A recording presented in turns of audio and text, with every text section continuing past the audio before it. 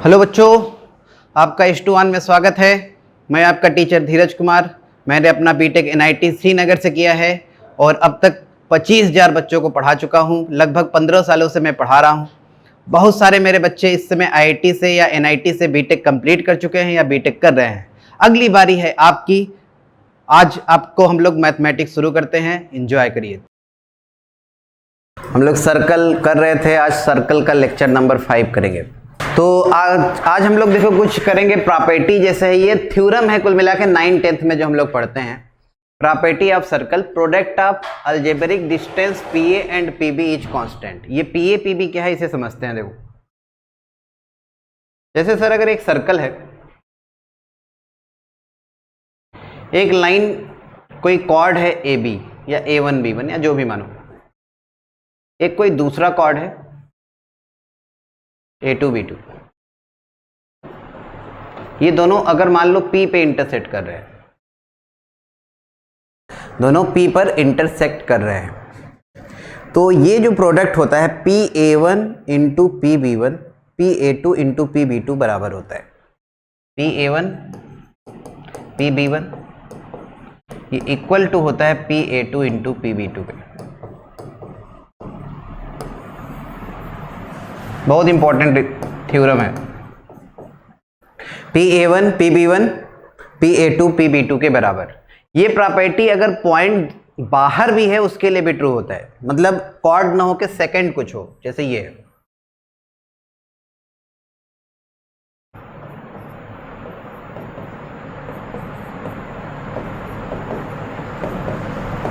PA1 PB1 PA2 PB2 अभी भी बराबर होता है PA1 PB1, ये इक्वल होता है PA2 PB2 के।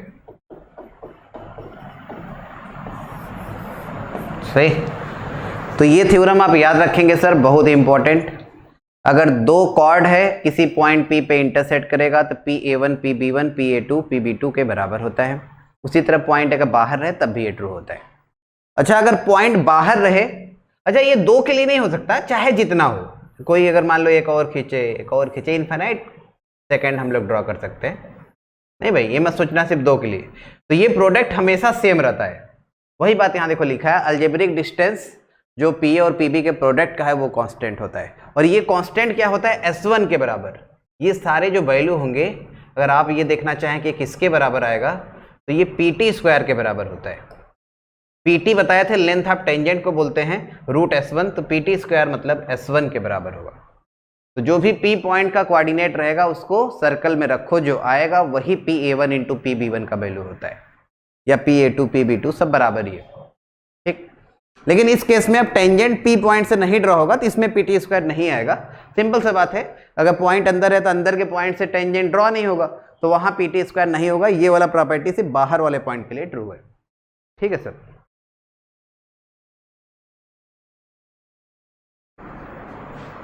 यहां तक आप नोट करें।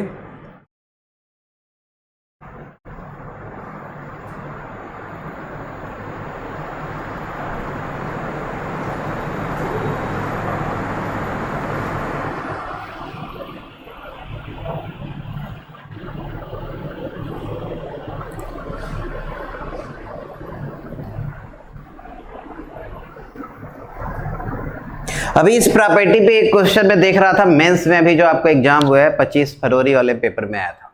इस प्रॉपर्टी पे एक क्वेश्चन, वो ऐसा कुछ पूछा था, इस तरह का कुछ क्वेश्चन था।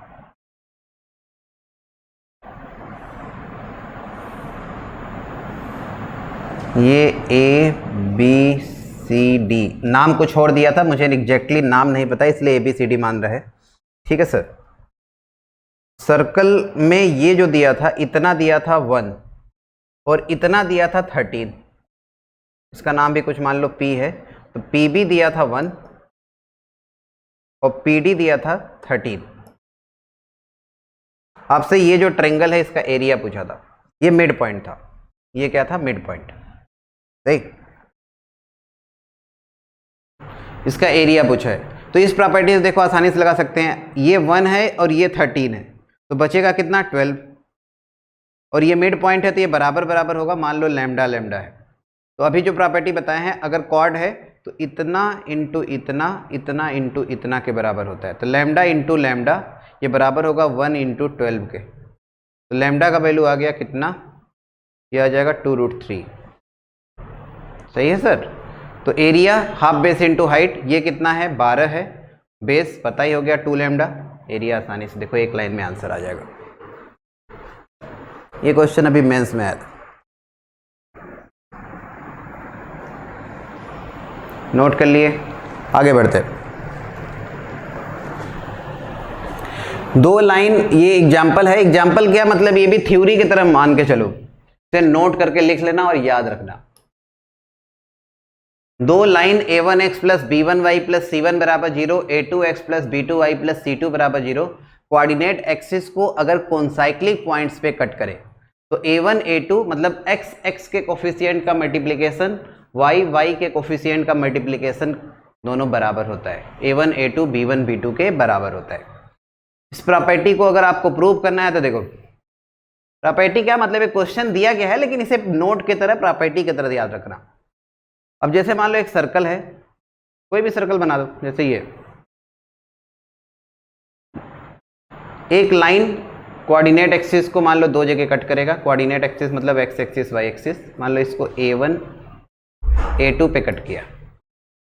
सही सर, ये पहला लाइन है a1x b1y प्लस c1 और दूसरा लाइन ये है मान लो a2x b2y प्लस c2।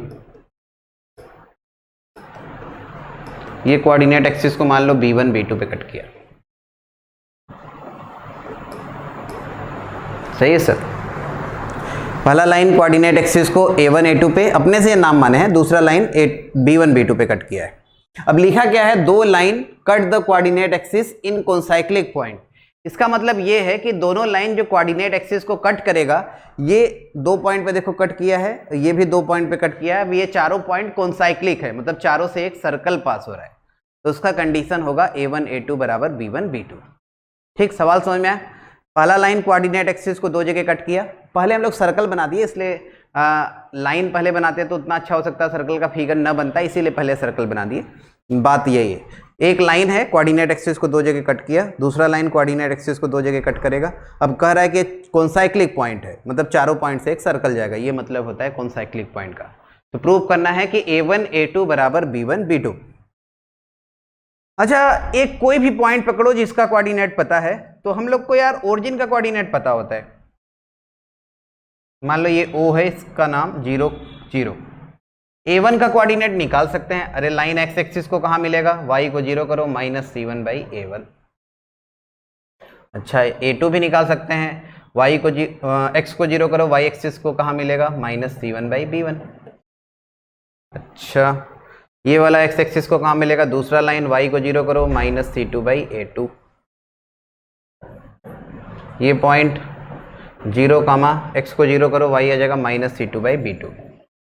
अब ओरिजिन देखो हमें पता है। अब ये एक कॉर्ड है, ये एक दूसरा कॉर्ड है भाई, तो इतना इंटू इतना, इतना इंटू इतना हमेशा बराबर होता है। तो OA1 OB1 ये इक्वल टू होगा OA2 OB2 के।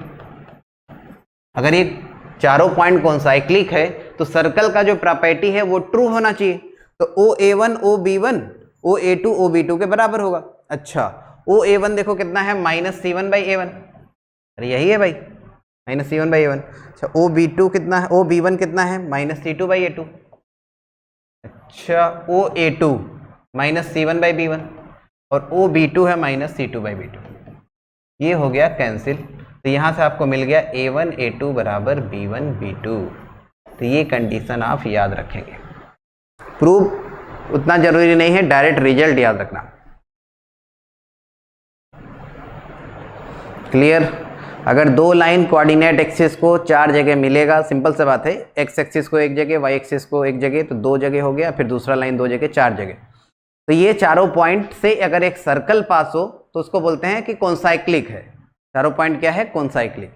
तो उसका कंडीशन एक्स एक्स के कोफिशिएंट का मल्टीप्लिकेशन वाई वाई के कोफिशिएंट के मल्टीप्लिकेशन के बराबर होता है। याद रखेंगे।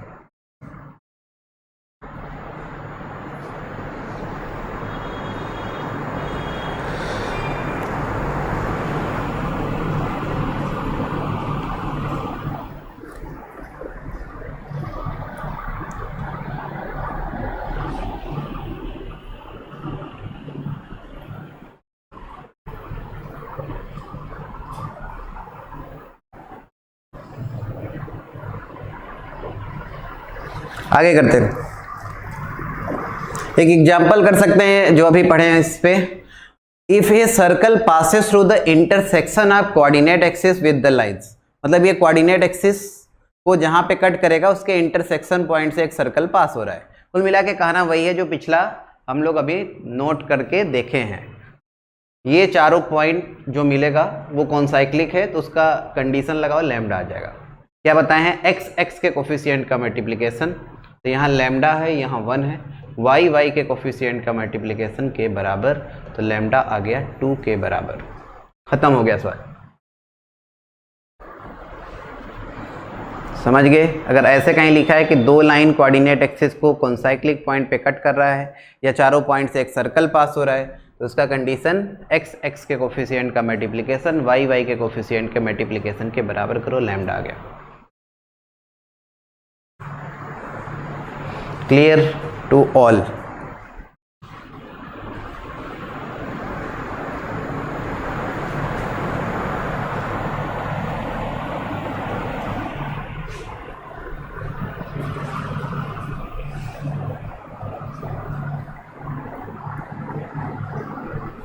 आगे बढ़ते हैं। Angle of intersection of two circles. Angle of intersection का मतलब पहले क्या होता है, दो सर्कल अगर इंटरसेक्ट करे, दो सर्कल अगर इंटरसेक्ट करे तभी एंगल निकलता है। तो कर्व अगर कोई भी है उसके बीच का एंगल अगर पूछ रहा है मतलब दोनों इंटरसेक्टिंग होगा। हम ये मान के कर रहे हैं कि दो सर्कल इंटरसेक्टिंग है।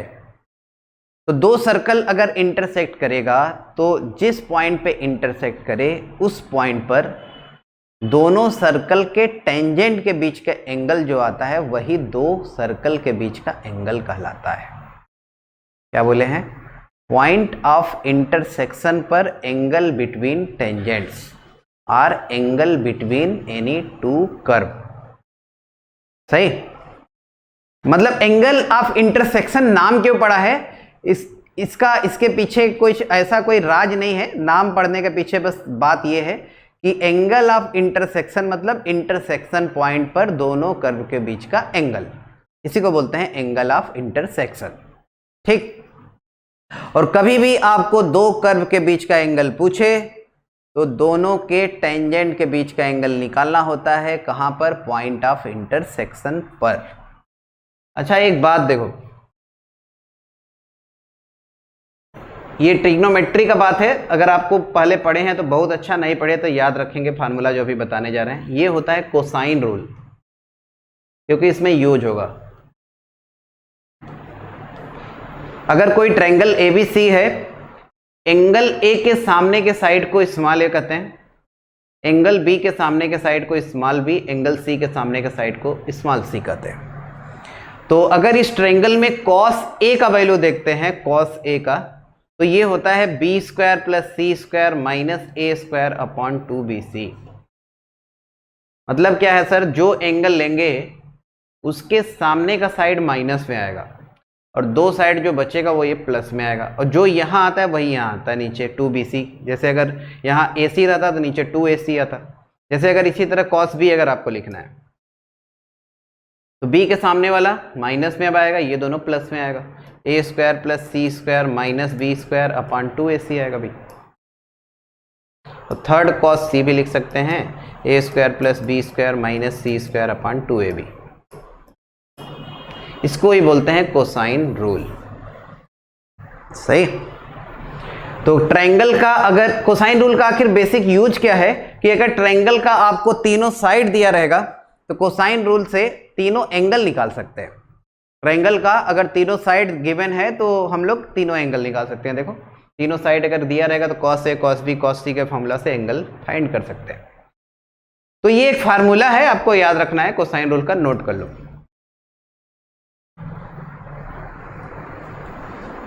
इसको लिखने के लिए बस ध्यान देना, जो एंगल लेंगे उसके सामने का साइड माइनस में आएगा, जो दो साइड बचेगा वो प्लस में, स्क्वायर में तो होता ही है, ये लेना होता है, और जो यहां दोनों रहेगा वही नीचे आता है।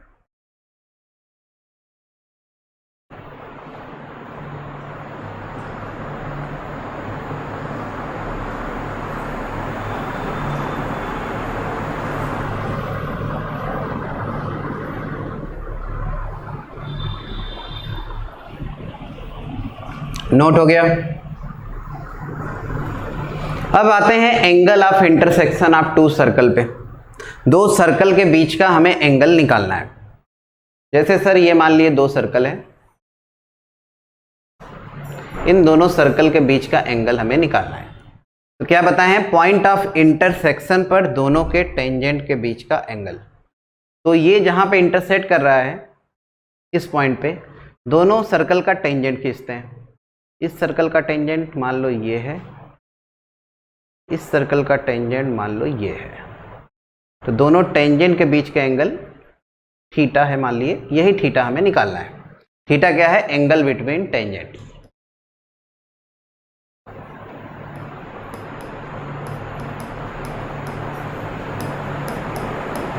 ठीक,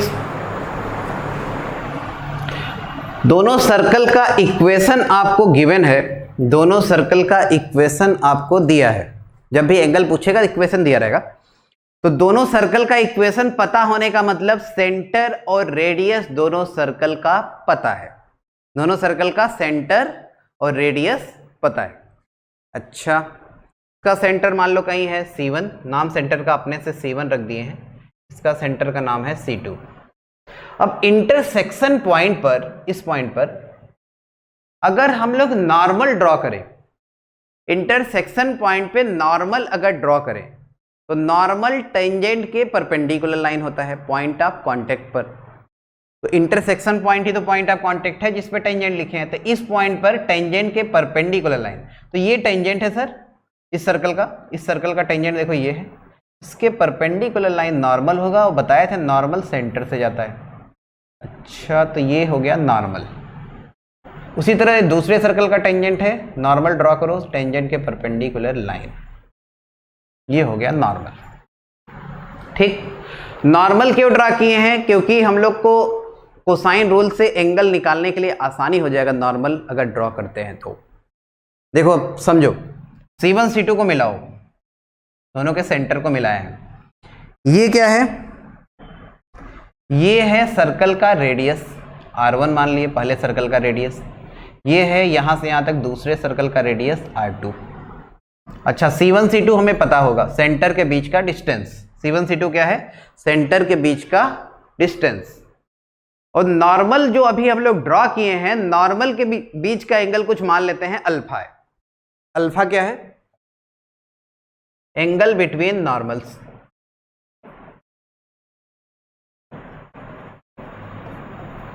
तो ये सर एंगल है अल्फा। अल्फा और थीटा में अगर आपको रिलेशन चाहिए, क्योंकि हमें अल्फा नहीं निकालना है, हमें टेंजेंट के बीच का एंगल निकालना है थीटा। तो एक काम करो, यहां से एक चक्कर लगाओ, यहां से यहां से एक चक्कर लगाओ, एक चक्कर घूमेंगे 360 degree. Alpha plus 90 plus theta, alpha plus 90 plus theta plus 90, ये हो गया 360 डिग्री। एक चक्कर लगा लिए। तो अल्फा प्लस थीटा 180 डिग्री होता है। मतलब अगर आप अल्फा निकाल लेंगे तो थीटा आ जाएगा। ठीक है सर। अच्छा, अब ट्रायंगल इस वाले में जो ब्लू से ट्रायंगल बना है, इस ट्रायंगल में कोसाइन रूल लगा देते हैं। कोसाइन रूल क्या कहता है, जो एंगल लेंगे उसके सामने का साइड माइनस में, जैसे अभी लिखना आपको सिखा रहे थे। तो कॉस अल्फा अगर लिखेंगे इस ट्रायंगल में, तो कॉस अल्फा के सामने वाला साइड है C1 C2, इस ट्रायंगल का बात कर रहे हैं सर। अल्फा के सामने है C1 C2, सही बात है। तो ये माइनस में आएगा, ये दोनों प्लस में आएगा। R1 square plus R2 square minus C1 C2 square. C1 C2 मतलब सेंटर्स के बीच का डिस्टेंस, और नीचे 2R1 R2। अच्छा, अल्फा का वैल्यू पुट कर दो 180 माइनस थीटा। यहाँ से अल्फा की जगह 180 माइनस थीटा, और सबको पता ही होगा cos 180 minus theta minus cos theta होता है। तो माइनस कॉस थीटा आ गया R1 square plus R2 square minus C1 C2 square upon 2R1 R2। तो कॉस थीटा आप देखो सर आ जाएगा, माइनस से गुणा कर दो C1 C2 square minus R1 square minus R2 square upon 2R1 R2। ये होता है दो सर्कल के बीच का एंगल निकालने का फार्मूला।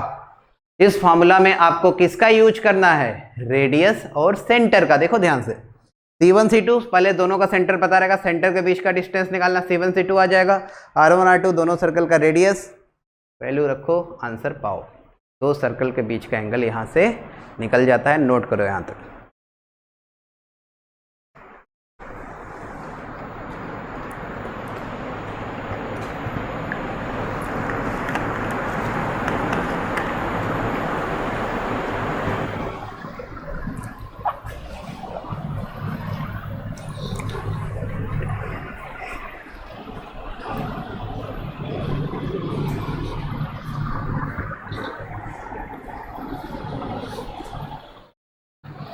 डिफिनीशन अगर लिखना है तो आप लिख लीजिएगा, एंगल ऑफ इंटरसेक्शन का मतलब angle between two circles eight point of intersection. Simple, angle between two circles eight point of intersection.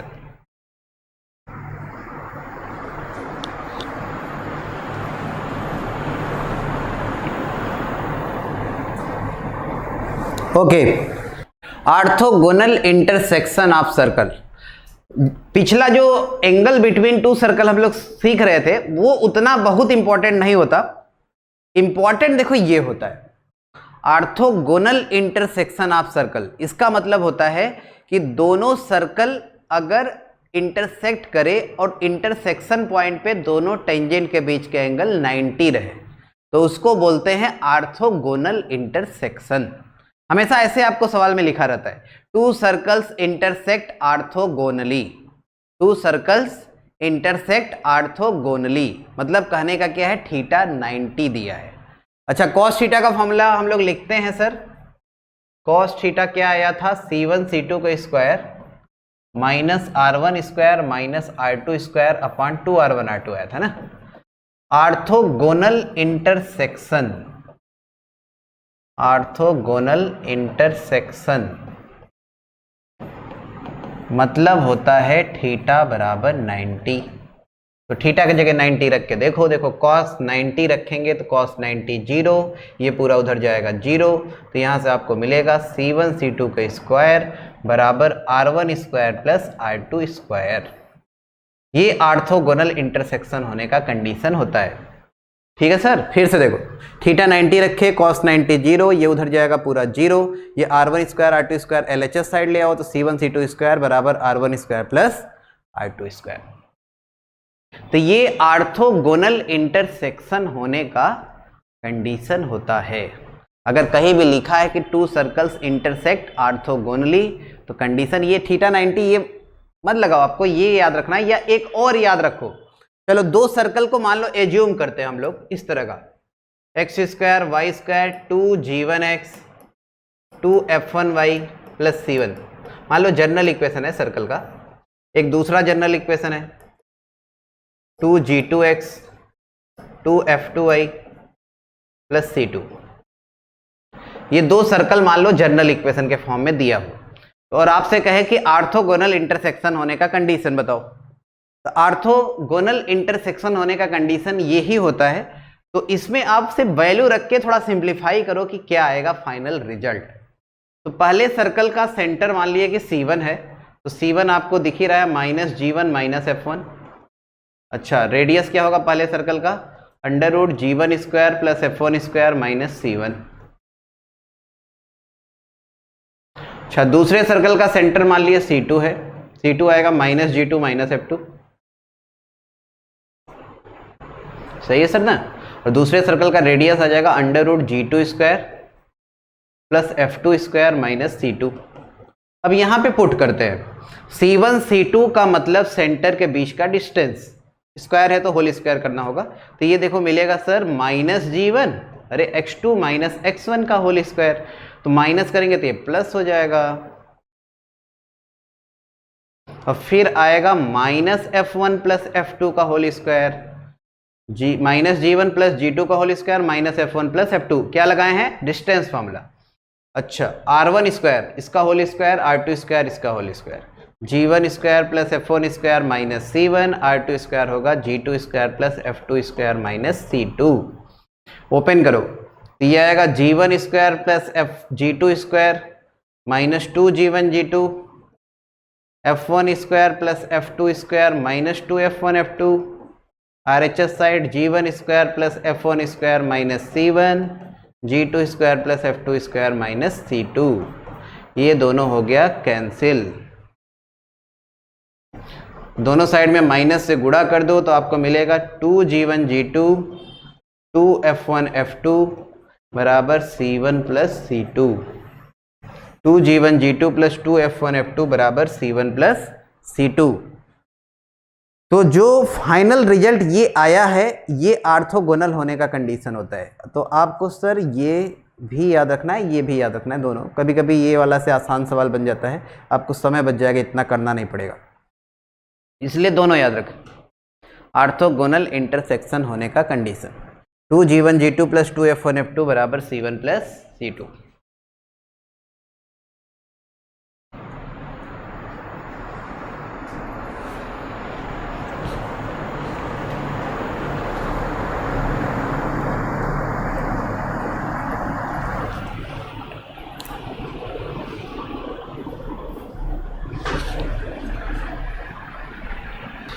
आगे करते हैं। तो ये आप याद रखेंगे दोनों, है ना।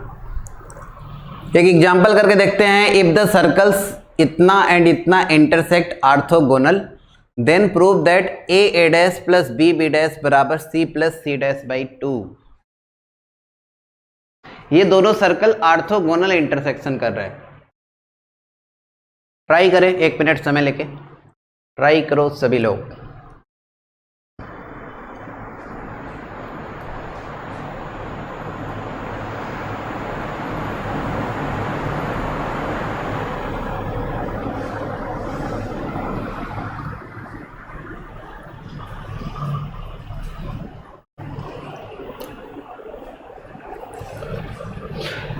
आप याद करें, पहले लेक्चर में सर्कल के देखे थे, कभी भी सेंटर रेडियस निकालना हो तो कोफिशिएंट पहले एक्स स्क्वायर वाई स्क्वायर का 1 बनाते हैं।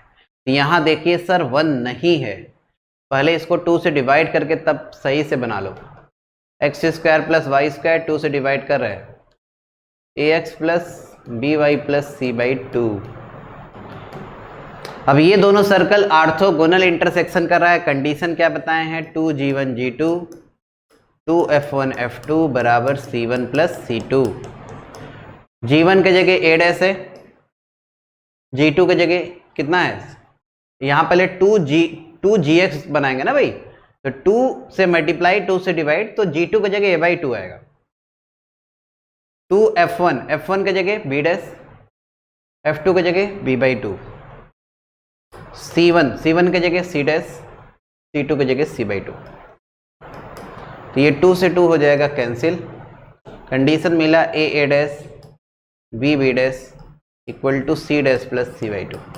ये थोड़ा सा टाइपिंग मिस्टेक है, इसे करेक्शन कर लेना। देखो ए डैश बी डैश, यहाँ सी डैश रहेगा, देखो ना ये उल्टा लिखा है, थोड़ा C by 2 plus C dash आया है और ये लिखा है C plus C dash by 2। तो यहाँ डैश लगा लो, यहाँ डैश हटा दो, अब सही है।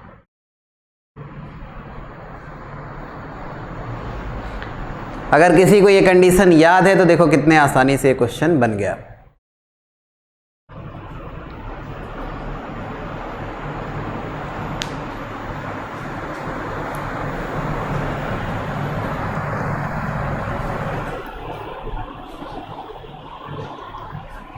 Clear to all.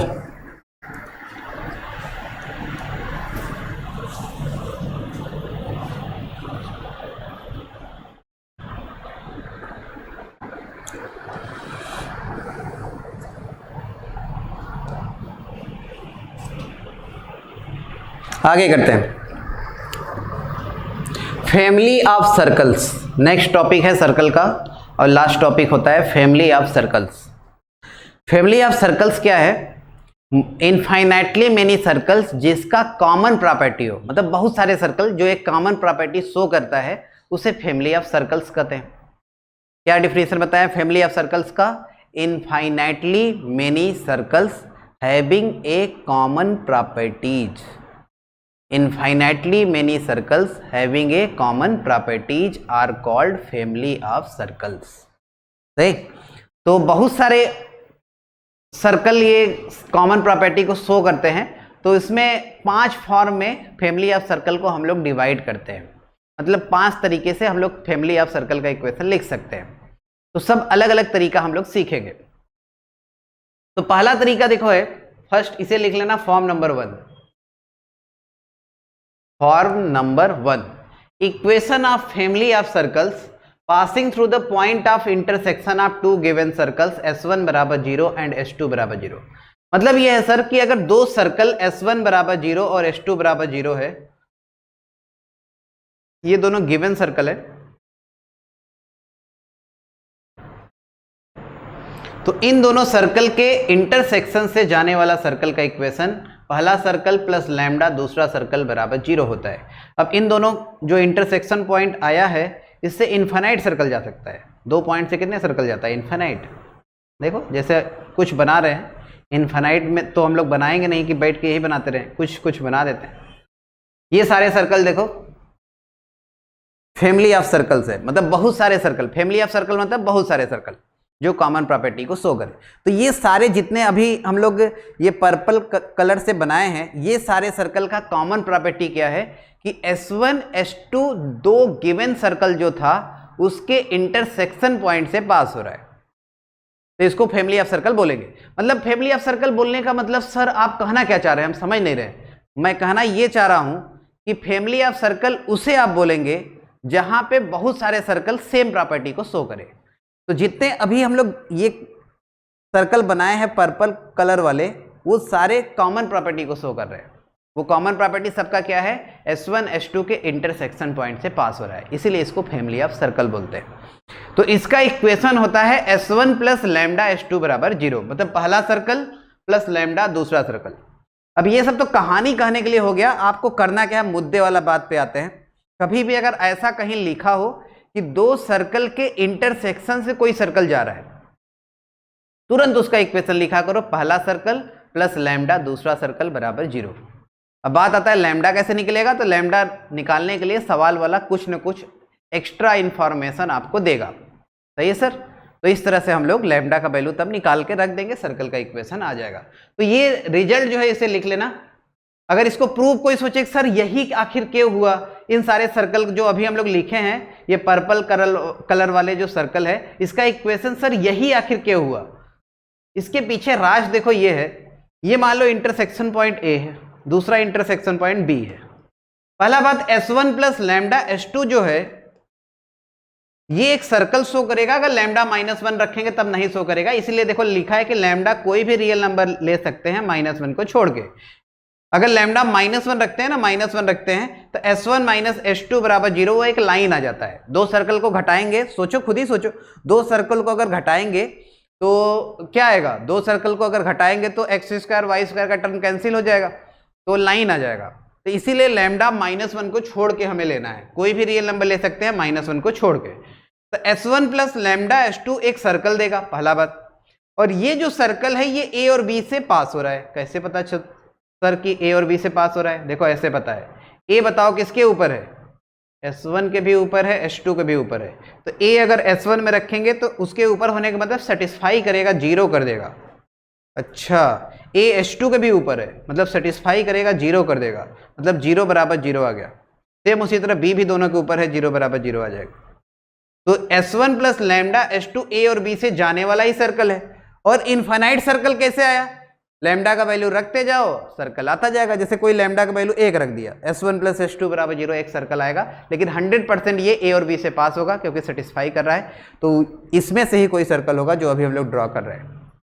लैम्डा की जगह 2 रखो, दूसरा सर्कल, समझ ही गए होगे। तो इसे बोलते हैं फॉर्म नंबर 1। हो गया सर? चलो दूसरा देखो, form number 2। Form number 2, the equation of family of circles passing through the point of intersection of circle S बराबर 0 एंड लाइन L बराबर 0 or S plus lambda L बराबर 0। इसमें देखो क्या है फॉर्म नंबर 2 में, जैसे पिछला अभी क्या देखे हम लोग, पिछला ये देखे कि दो सर्कल के इंटरसेक्शन से जितने भी सर्कल जाएगा उसका इक्वेशन होगा पहला सर्कल प्लस लैम्डा दूसरा सर्कल। अब यार दो सर्कल के जगह ऐसा भी तो हो सकता है कि एक सर्कल और एक लाइन के इंटरसेक्शन से सर्कल जाए। कुल मिला के मुद्दे वाला बात यह है कि 2 पॉइंट से इनफाइनाइट सर्कल जा सकता है, तो 2 सर्कल का इंटरसेक्शन भी 2 पॉइंट बनेगा, एक सर्कल और एक लाइन के इंटरसेक्शन से भी 2 पॉइंट बनेगा। तो उन दोनों पॉइंट से अगर सर्कल बात करें कितने जाएंगे, तो आंसर क्या बताओगे? इनफाइनाइट सर्कल जाएगा। तो जहां जहां ऐसा फील होगा कि इनफाइनाइट सर्कल जा सकता है, जिसका कॉमन प्रॉपर्टी हो, वहां वहां family of circle term use होता है, इसीलिए फॉर्म नंबर 2 हुआ। Equation of family of circle passing through point of intersection of circle S बराबर 0। एक सर्कल S बराबर 0 है और एक लाइन L बराबर 0 है। इन दोनों के इंटरसेक्शन पॉइंट से जाने वाला जितने भी सर्कल होगा वो सब ये हैं। देखो 2 पॉइंट से इनफाइनाइट सर्कल जा सकता है, अभी भी देखो। तो इन सारे सर्कल का इक्वेशन होता है S प्लस लैम्डा L। पिछले में हम लोग जब फॉर्म नंबर 1 देखे थे तो लैम्डा -1 को छोड़ना था। यहां कोई भी रियल नंबर ले सकते, -1 भी ले सकते, क्योंकि लाइन नहीं आएगा, हमेशा सर्कल आएगा। -1 रखोगे तब भी सर्कल ही आएगा ये। तो ये होता है फॉर्म नंबर 2। मतलब अगर आपको कहीं भी लगेगा एक सर्कल और एक लाइन के इंटरसेक्शन से कोई सर्कल जा रहा है, तो इक्वेशन क्या बताओगे? S plus lambda L।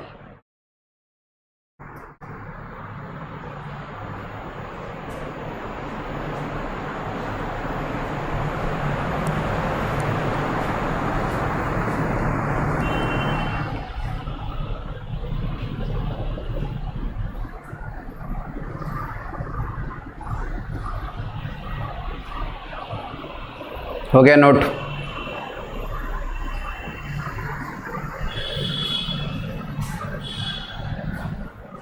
Proof अगर कोई सोच रहा होगा तो इसका भी उसी तरह होगा। S प्लस लैम्डा L एक सर्कल देगा जो A और B से पास होगा। A बताओ दोनों के ऊपर है, लाइन और सर्कल दोनों पे, तो दोनों में सेटिस्फाई होगा, B भी दोनों में सेटिस्फाई होगा, तो ये A और B से पास होगा, मतलब 0 बराबर 0 आएगा। तो A और B से पास भी हो रहा है, सर्कल भी है, तो इसका मतलब यही फैमिली ऑफ सर्कल होगा।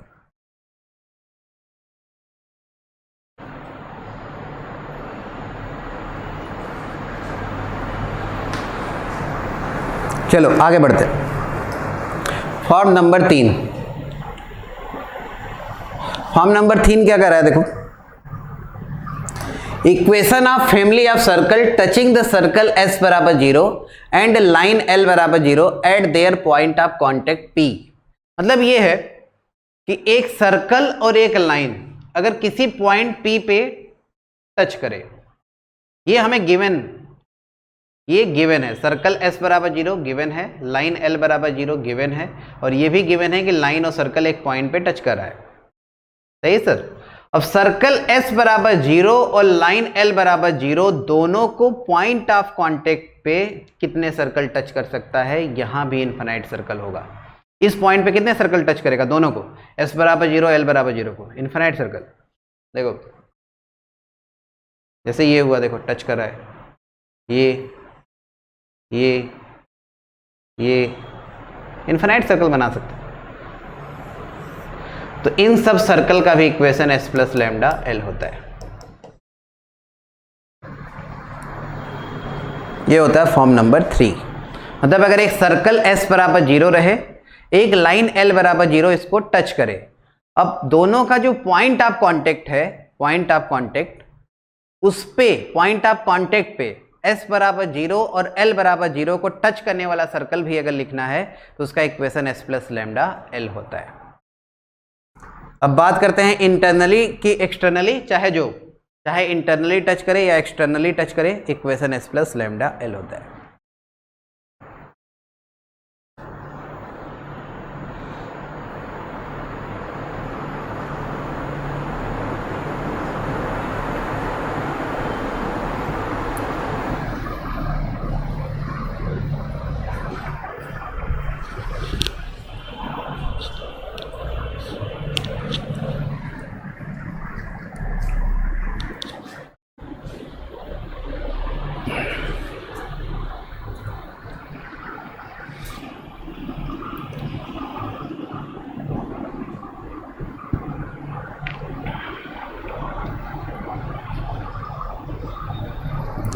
हो गया सर, नोट कर लिए?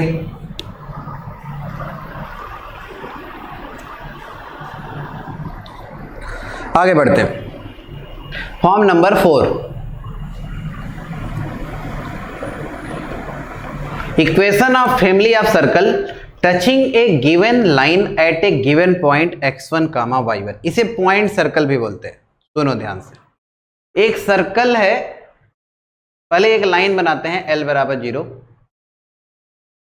इस लाइन पे एक पॉइंट है x1 y1।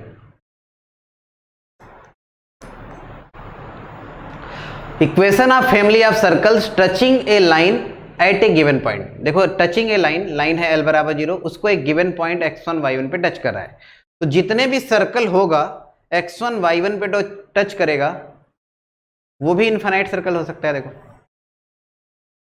बहुत सारे सर्कल, इधर भी इधर भी।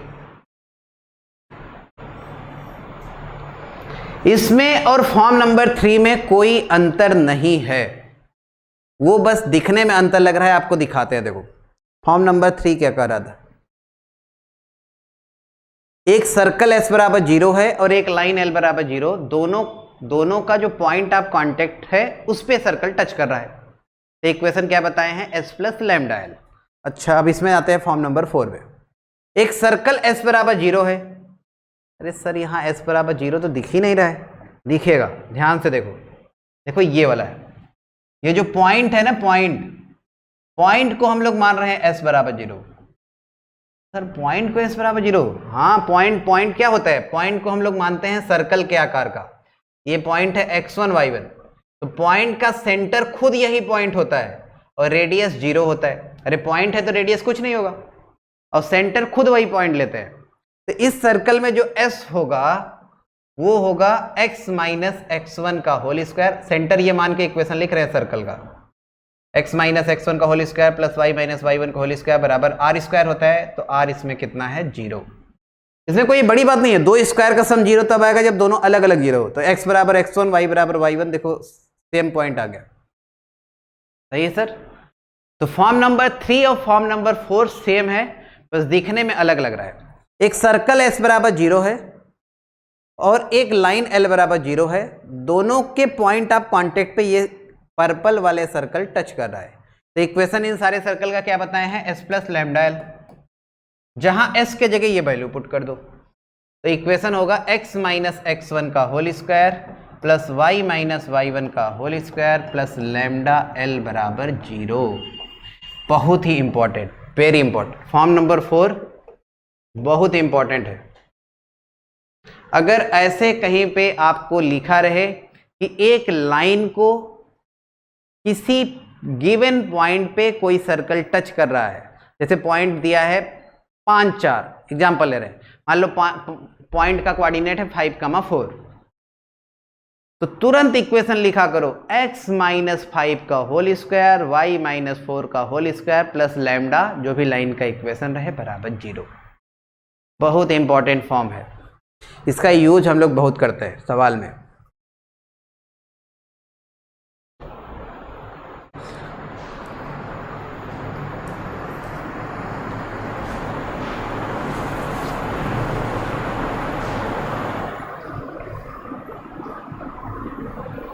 पॉइंट सर्कल का सेंटर खुद वही पॉइंट होता है, रेडियस 0 होता है, ध्यान दीजिएगा।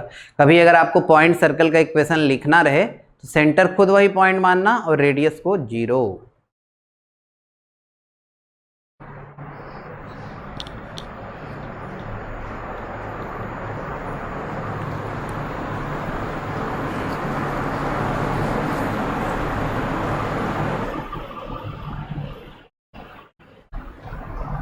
हो गया, नोट कर ली।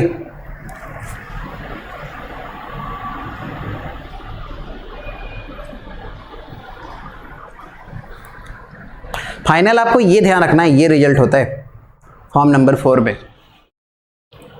x1 y1 पे अगर लाइन l बराबर 0 को टच कर रहा है तो इक्वेशन x माइनस x1 का whole square plus y minus y1 का whole square plus lambda l बराबर 0। आगे करते form number 5। Equation of family of circle passing through 2 points x1 y1 and x2 y2। अगर आपको 2 पॉइंट, सिर्फ 2 point दिया है, सर्कल लाइन कुछ नहीं दिया, 2 पॉइंट दिया है, तो 2 पॉइंट से ही इनफिनाइट सर्कल, अभी तक जितने अभी हम लोग फिगर बनाए हैं, 4 फॉर्म जो पढ़े हैं, हाँ, पहला फॉर्म दूसरा फॉर्म में तो ये देखे कि 2 पॉइंट से कितने सर्कल जाएगा, अरे 2 ही पॉइंट था ना यार, 2 सर्कल का इंटरसेक्शन 2 पॉइंट था, लाइन और सर्कल का इंटरसेक्शन 2 पॉइंट था। तो फाइनल फॉर्म नंबर 5 में हम लोग देखेंगे कि 2 पॉइंट से जाने वाला फैमिली ऑफ सर्कल। अच्छा, 2 पॉइंट जैसे ये दोनों है तो 2 पॉइंट से इनफाइनाइट सर्कल जाएगा, सही बात। 2 पॉइंट से कितने सर्कल जाएगा, इनफाइनाइट। इनफाइनाइट सर्कल में कोई एक सर्कल अगर हम लोग ढूंढ पाए तो उसे ही s बराबर 0 मान लेंगे। इनफाइनाइट सर्कल 2 पॉइंट से इनफाइनाइट सर्कल जाएगा, उसमें से कोई एक सर्कल सोचो, हम लोग लिख सकते हैं क्या, इनफाइनाइट सर्कल में कोई एक सर्कल लिख सकते हैं। हाँ, सोचो सोचो सोचो, 2 पॉइंट से जितने भी सर्कल जाएगा उसमें कोई एक सर्कल ऐसा होगा जो हम बता सकते हैं जिसमें ये दोनों पॉइंट डायमीटर के एंड पॉइंट हो जाए। अगर डायमीटर का एंड पॉइंट पता होता है तो सर्कल का इक्वेशन लिखना हम लोग सीखे थे, x minus x1 x minus x2 plus y minus y1 y minus y2 बराबर 0। मतलब सर आप कहना ये चाह रहे हैं कि 2 पॉइंट अगर पता रहेगा तो एक सर्कल बता सकते हैं। हाँ, एक सर्कल बता सकते हैं, वो कांस्टेंट होगा। कांस्टेंट मतलब जैसे अभी हम लोग देख रहे थे s बराबर 0, वो होगा। अच्छा, तो 2 point x1 y1 x2 y2 ये गिवन है, इन दोनों से एक सर्कल हम लोग बता सकते हैं जिसमें ये डायमीटर बन जाए। अच्छा, मतलब ये सर्कल बता सकते हैं, मान लो ये डायमीटर है तो ये सर्कल बता सकते हैं। अच्छा, मान लो ये जो सर्कल बता पा रहे हैं इसी को मान रहे हैं s बराबर 0, सही है सर। तो s हमें पता चल गया कितना, x माइनस x1। डायमीटर का एंड पॉइंट पता हो, सर्कल का इक्वेशन लिखना आपको सिखाए थे, ये होता है x minus x1 x minus x2 plus y minus y1 y minus y2 बराबर 0। अब बात ये आता है कि यार ये लाइन भी तो लिख सकते हैं। 2 पॉइंट अगर आपको पता है तो ये जो लाइन अभी हम लोग बनाए हैं, 2 पॉइंट से जाने वाला लाइन मान लिए l बराबर 0 है, x1 y1 x2 y2 से जाने वाला जो लाइन है इसे l बराबर 0 मान रहे हैं, तो l भी तो लिख सकते हैं। 2 पॉइंट से जाने वाले लाइन का इक्वेशन क्या होता है, y minus y1 y2 minus y1 x2 minus x1 x minus x1। सही बात है यार, ये लाइन हो गया। सबको एक साइड घोड़ा करके ले जाना, 0 बना लेना, ठीक। अच्छा, तो अभी तो हम लोग वो लिख रहे हैं जो हम लोग को लिखने आता है, मतलब 2 पॉइंट से एक सर्कल लिख रहे हैं जो डायमीटर मान के, और 2 पॉइंट से जाने वाला लाइन लिख रहे हैं। अब मुद्दे वाला बात यह है कि फैमिली ऑफ सर्कल लिखना है, तो फैमिली ऑफ सर्कल मतलब बहुत सारे सर्कल जो इन दोनों पॉइंट से जाए। तो अब बनाओ, इन दोनों पॉइंट से जाने वाला जितने भी सर्कल है वो हम लोग अब बना रहे हैं। देखो 2 पॉइंट से इनफाइनाइट सर्कल जाता है, देखो सारे सर्कल बना रहे हैं। तो ये जो अभी पर्पल कलर से बनाए हैं इन सारे सर्कल का इक्वेशन होगा s प्लस लैम्डा एल। ध्यान से देखो, ये बन गया फॉर्म नंबर 2। एक सर्कल s बराबर 0 है ब्लैक वाला, और एक लाइन l बराबर 0 है। जितने सर्कल जा रहा है s बराबर 0 l बराबर 0 के इंटरसेक्शन से जा रहा है, तो इक्वेशन क्या लिखते हैं, s प्लस लैम्डा l बराबर 0। जहां s के जगह ये रखना है x minus x1 x minus x2 y minus y1 y minus y2, ये s है। लैम्डा l का मतलब इन दोनों पॉइंट से जाने वाले लाइन के इक्वेशन, तो यही है l है, तो इसको एक साइड ले जाके लिख सकते हो। या लाइन का इक्वेशन 2 पॉइंट से जाने वाला डिटर्मिनेंट फॉर्म में ये होता है, तो ये भी लिख सकते हो, बात वही है। x y1 x1 y1 1 x2 y2 1 का डिटर्मिनेंट बराबर 0, ये होता है सर 2 पॉइंट से जाने वाले फैमिली ऑफ सर्कल का इक्वेशन। समझ गए? ये कुछ ऐसा मत समझना कि ये डिटर्मिनेंट में क्या लिख दी, ये 2 पॉइंट से जाने वाले लाइन के इक्वेशन है। डिटर्मिनेंट को ओपन करोगे तो वही 2 पॉइंट से जाने वाला लाइन का इक्वेशन मिलता है। कभी अगर डिटर्मिनेंट के फॉर्म में लिखना हो 2 पॉइंट से जाने वाले लाइन के इक्वेशन, तो ये होता है। ये भी आप ध्यान रख सकते हैं, यहां तक नोट करो।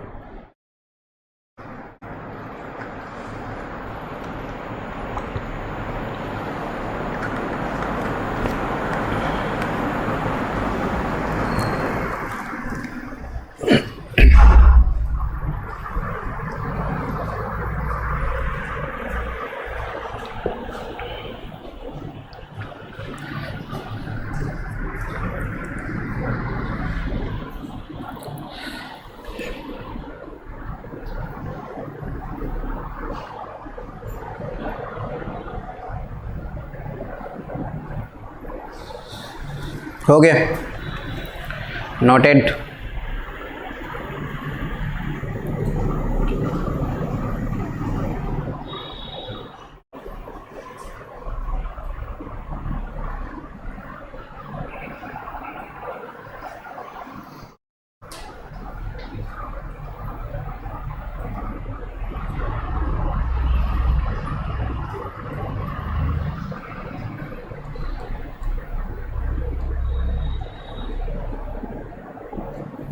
ओके, कुछ एग्जाम्पल ट्राई करो। पहला एग्जाम्पल आपके सामने ये रहा, ट्राई करो। Find the equation of smallest circle passing through the intersection of line and circle. Circle और लाइन के इंटरसेक्शन से जाने वाला सबसे छोटा सर्कल बताना है।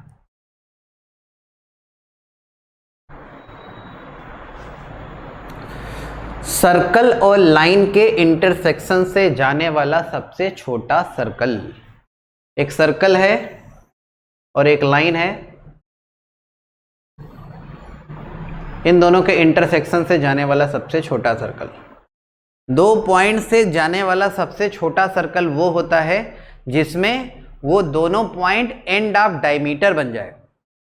तो जो सबसे छोटा सर्कल लिखना है उसका ए बी डायमीटर होना चाहिए, उसका ए बी क्या होना चाहिए, डायमीटर।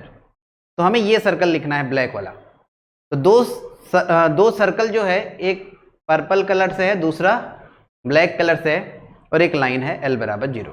तो ये कौन सा फॉर्म है, इसको देख के कुछ समझ में आ रहा है कौन सा फॉर्म? इसमें हम लोग लगा सकते हैं form number 2। Form number 2, form number 2 क्या कहता है, एक सर्कल और एक लाइन के इंटरसेक्शन से जो सर्कल जाएगा उसका इक्वेशन होता है S प्लस लैम्डा L। अच्छा, तो ब्लैक वाला जो है सर्कल और लाइन के इंटरसेक्शन से गया है, तो इक्वेशन क्या बताओगे, S plus lambda L। S ये हो गया, लैम्डा L, L ये हो गया। अच्छा, L का इक्वेशन हमें पता है, x प्लस वाई बराबर 1। तो अभी जो ये सर्कल हम लोग लिखे हैं उसका L क्या है, डायमीटर। और डायमीटर कहां से जाता है, डायमीटर जाता है सर्कल के सेंटर से।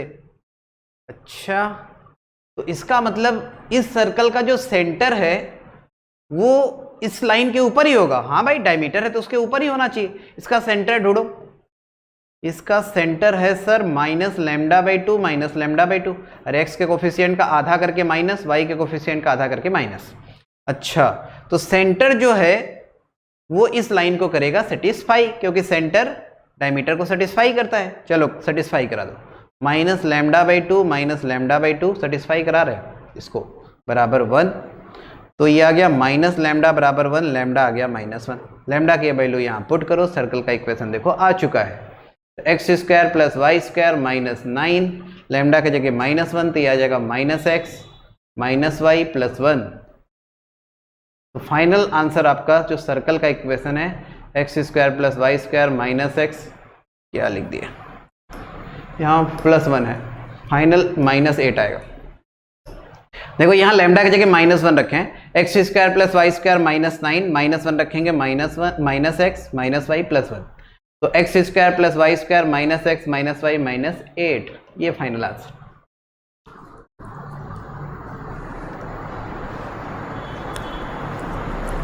समझ में आया?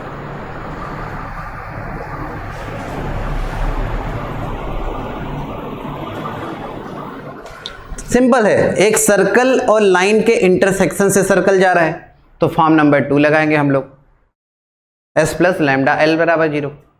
फिर बात आता है कि लैम्डा कैसे निकालें। तो ये लाइन क्या है, डायमीटर है, क्योंकि सबसे छोटा सर्कल का डायमीटर ही होता है। तो डायमीटर सेंटर से जाता है तो सेंटर सेटिस्फाई कराती है, लैम्डा आ गया, लैम्डा रख दो, आंसर आ गया, सवाल हो गया यहीं से खत्म।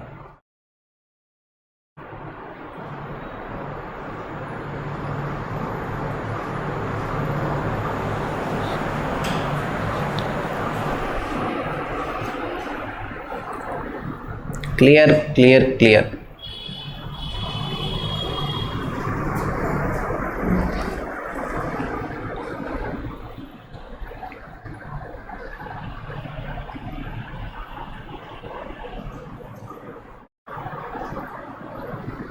चलो एक क्वेश्चन और करो।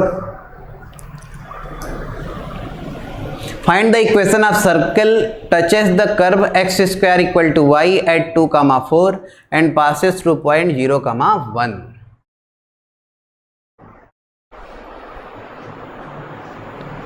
इक्वेशन ऑफ सर्कल बताना है जो इस कर्व को, ये पैराबोला है, उसको 2,4 पे टच करे और एक पॉइंट 0,1 है उससे पास हो।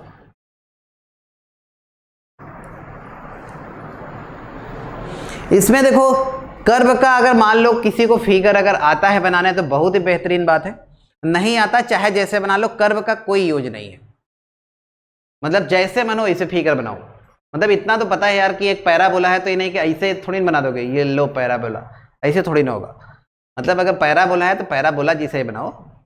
मतलब ये मुझे कहने का मतलब मेरा ये था कि चाहे ओपनिंग अपवर्ड बनाओ, चाहे लेफ्ट साइड बनाओ, चाहे डाउन साइड बनाओ, ये सबसे मतलब नहीं होगा। वैसे इतना तो सबको आता होगा बनाने। X square equal to Y है तो कुछ ऐसे ग्राफ बनेगा। एक सर्कल 2,4 पे टच कर रहा है, ये हो गया 2,4 पे टच, ये है 2,4। अच्छा, और 0,1 से पास हो रहा है। 0,1 कहाँ है? वाई एक्सिस पे। चलो ये 0,1 से देखो पास भी हो गया। इस सर्कल का हमें इक्वेशन बताना है। 2,4 ये पॉइंट है,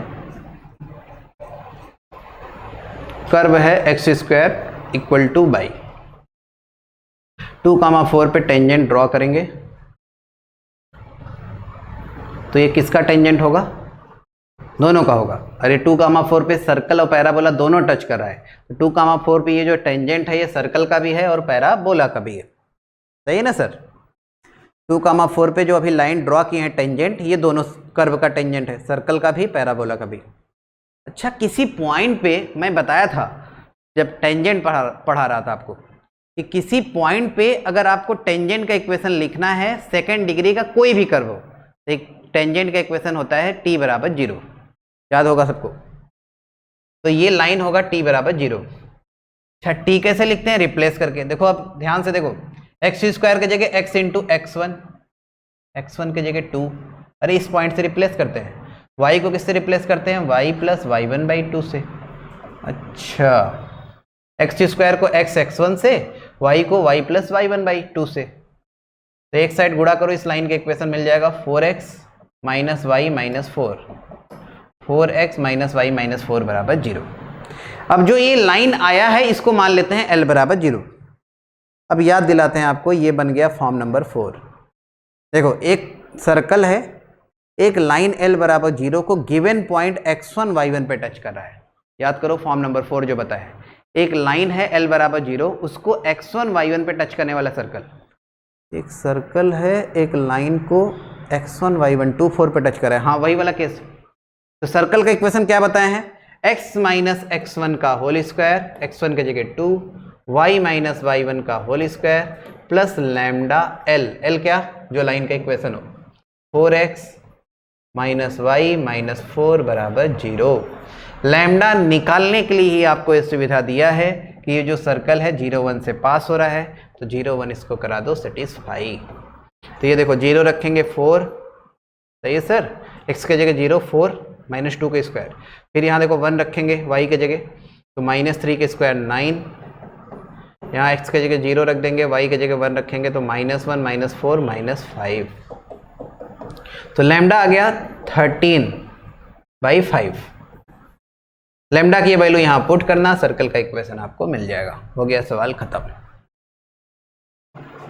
समझ में आया? बहुत ही अच्छा सवाल है। पिछले साल सेम का सेम यही सवाल आ गया था। मतलब ये सवाल पहले भी एक बार पूछा है, IIT में पूछा था बहुत पहले मतलब बहुत पहले 98 में, 1998 में। और ये पिछले साल JEE मेंस में सेम का सेम क्वेश्चन आ गया था। इसमें सर्कल का सेंटर पूछा था, जो सर्कल आएगा उसका सेंटर। तो लैम्डा का वैल्यू रख के सेंटर निकाल ही सकते हो।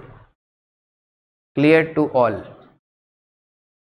तो आज यहीं तक करते हैं और आपका सर्कल आज हो गया खत्म।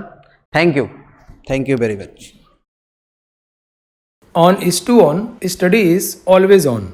कॉन्सेप्ट्स के बेहतर रियलाइजेशन के लिए IS2ON पर बने रहिए।